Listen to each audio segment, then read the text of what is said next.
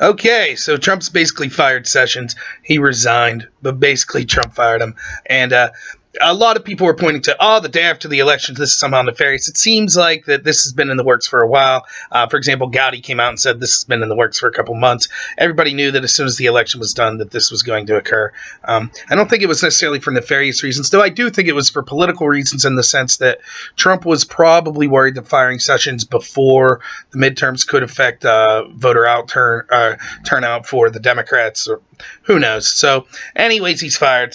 The funny thing I think to this is most of the people on the left hated Sessions. I certainly wasn't a big fan. I don't know anyone who really liked Sessions, like maybe a small handful of people. He is a one-man wrecking crew in the war against marijuana. So my prediction is that he'll leave his position as Attorney General, don some kind of cape and mask, and go out and fight the scourge of marijuana hand to hand. So that ought to be fun to pay attention to. Meanwhile, everyone hated the guy, but suddenly, just like everyone, the Democrats demand Comey get fired, and then when he's fired, no, Comey's a hero. It was obstruction for Trump to fire him. Everybody wants Sessions out. As soon as Trump gets rid of him, no, Sessions is a great guy. This is obstruction for Trump to get rid of him, etc. It's just more nonsense. I didn't like take out the Russia investigation. I didn't think Sessions did much of anything except go after marijuana. I happen to be for the legalization of it, so I did not like Sessions. I thought he was pretty worthless in his job. I'm hoping that the rumors, by the way, before the election of Trump making a federal push to legalize marijuana actually occurs. I think it should be up to each individual state. I would prefer that the states legalize it, but that's the libertarian in me. I think if you want to put stuff in your body, go for it, as long as you're not harming other people. So that could be a positive development, even if the Dems still want to scream and gnash their teeth about the Russia investigation. Maybe that's something positive that could come out of it. So the real story is, well, because Attorney General Sessions had to recuse himself on the Russia investigation. Now that he's out, the Mueller investigation goes back to the new acting Attorney General, who was a man by the name of Whitaker. Whitaker wrote in 2017 basically an op-ed that was like, I don't think Mueller should have unlimited power and reach. He should basically be limited to dealing with Russian collusion.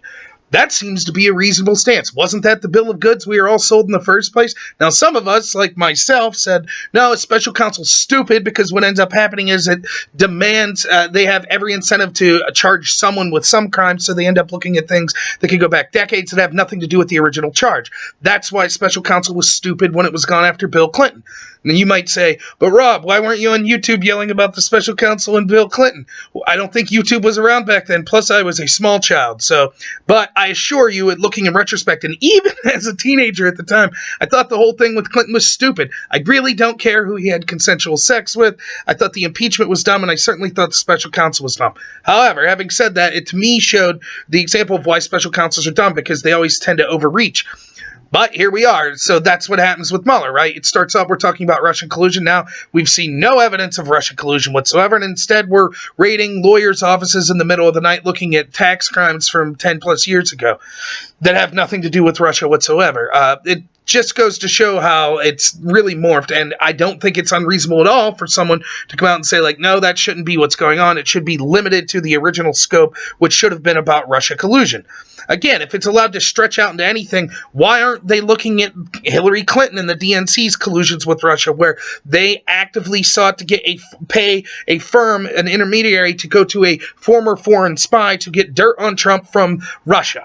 Right? In fact, never forget the first video I did on YouTube. Go back and check it out, where I talk about how the very exact same Russians that the Democrats are screaming, the exact same people that the Democrats are screaming about Trump's people having connections to, had connections to the Democrats and Hillary's campaign as well. In fact, some of them, like the woman, the Veselnitskaya that met with Don Jr. In the Trump Tower, actually is a client of Fusion GPS, who was the firm that Hillary paid to dig up dirt on Trump, etc. So you can't make this stuff up. But somehow the Mueller investigation, with its unlimited scope that was supposed to be investigating Russia collusion, hasn't gotten around to kind of looking at the Democrats' collusion being involved with these very same characters. Instead, it's focused on going back 10 years. Almost like the point isn't to stop Russia collusion or to get to the bottom of it. The point is to get Trump and his team at any cost whatsoever, which we knew was the case. Now the Democrats are gnashing their teeth because they demand that anyone in any investigation capacity be total partisanly against Trump. Anyone who's even remotely on the side of, wait a minute, we should try to have a reasonable investigation is unfit in their point of view, right?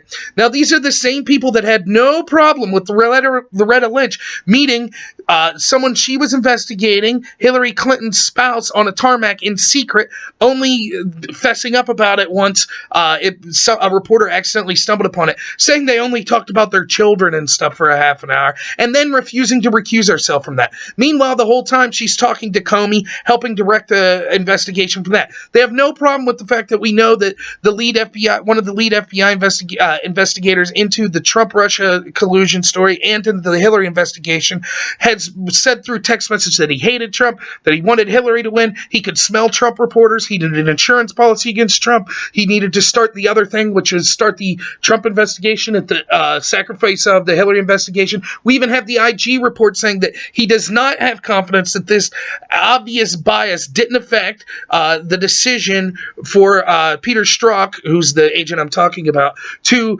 prioritize going after the Russia investigation and set on the Anthony Weiner laptop that had the emails from Hillary on it. He doesn't have confidence, so the bias could very well have affected that. They don't have a problem with that.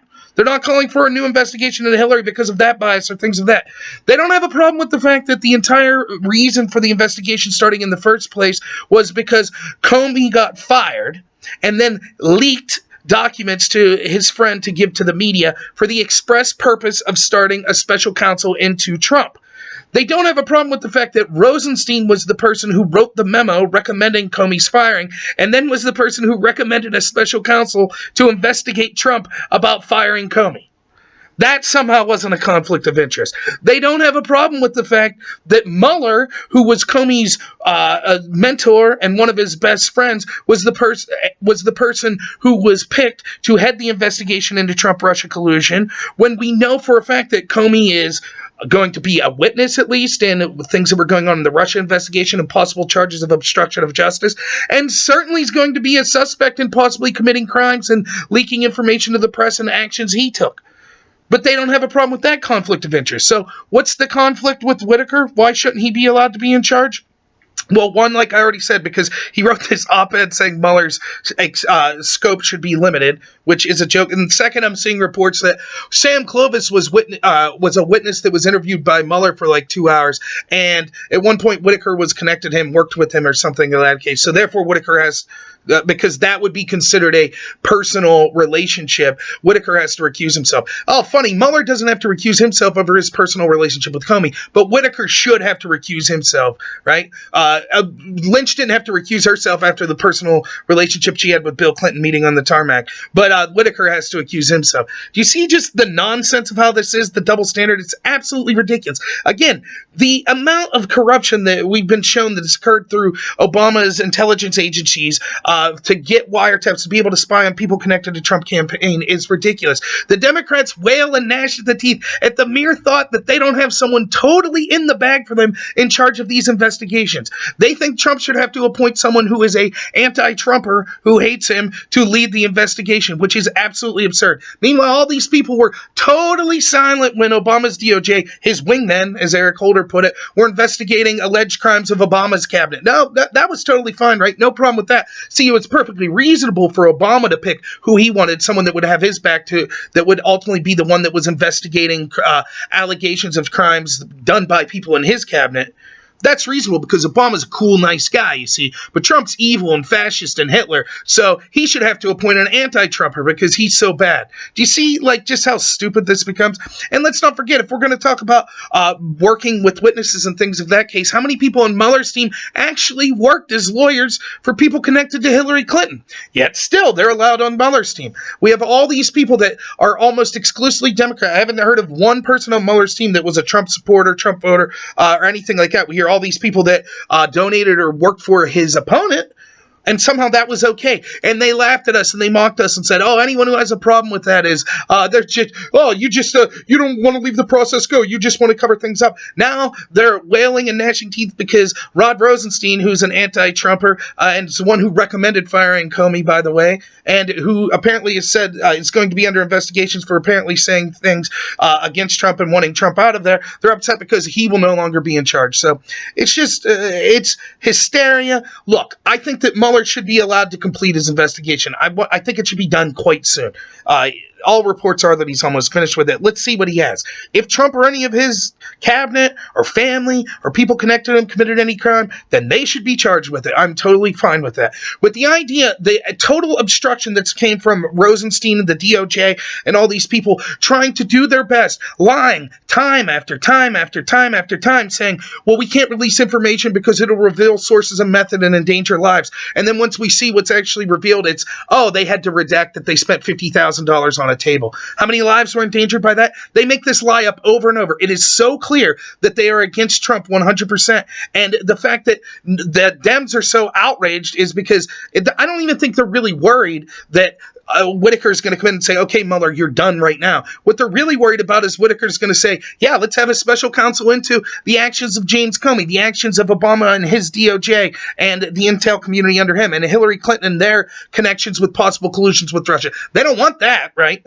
They would say, oh, the same people that have told us, like, if there's nothing to hide, why worry about an investigation? And isn't it worth it because Russia's so evil to get to the bottom of anything they did? We know, for example, that it was Hillary's campaign manager, Podesta, right?